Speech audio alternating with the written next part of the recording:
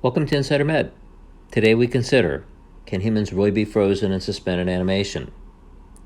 The results may surprise you. Before we start, remember this is not medical advice, simply perspective on a health topic. Can humans really be suspended in frozen animation? The answer is a clear yes, but with a significant qualification. Let me explain. By way of background, cryopreservation is the medical term for freezing. The idea of cryopreserving tissues, materials, or human organisms is not new. The first human material was successfully frozen sperm in 1954 that was subsequently warmed and resulted in 3 pregnancies demonstrating its viability. Now, what evidence do we have that humans can be cryopreserved, suspended in time, and then reanimated, if you will? And the answer is that this occurs on a daily basis through in vitro fertilization.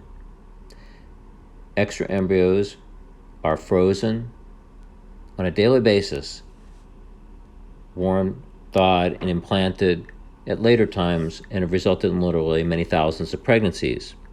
Yet, most of the time, these embryos are thawed and implanted within a few-year time period of each other.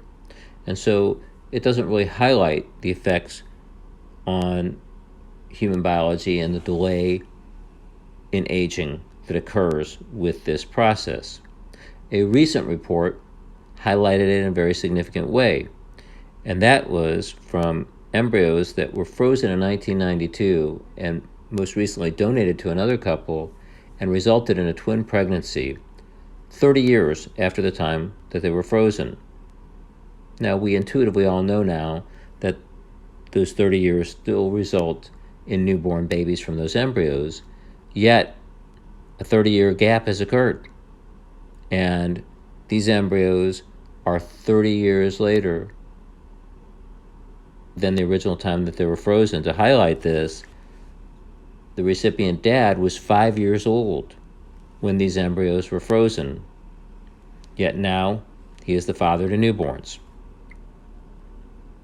There is a catch for freezing anything larger than embryos in that current technology doesn't seem to have the answers.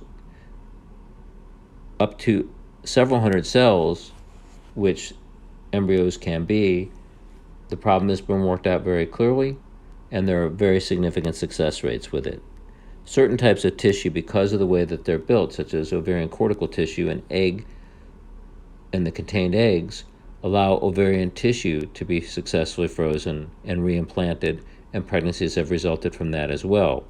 But in terms of freezing organs such as the heart, kidney, or lungs, or whole humans, those problems have not been overcome to date.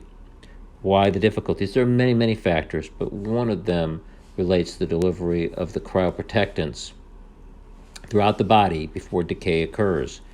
This would be a very complicated process, and so far, technology has not overcome it, but scientists are working on these and other related problems.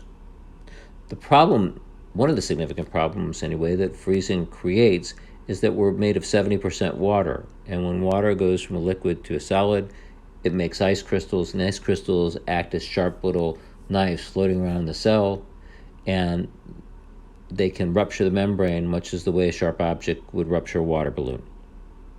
So what can we conclude? Unequivocally, human biology can be placed into suspended animation for very prolonged periods of time.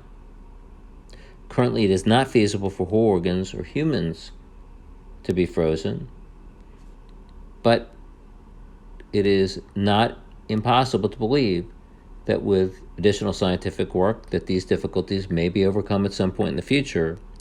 And indeed, there are significant applications to cryopreserving human materials currently with fertility treatments, and in the future, increasing the ability for organ transplantation, disease treatment, and even prolonged space travel. Well, that's it for today. Thanks for listening. This has been Insider Med.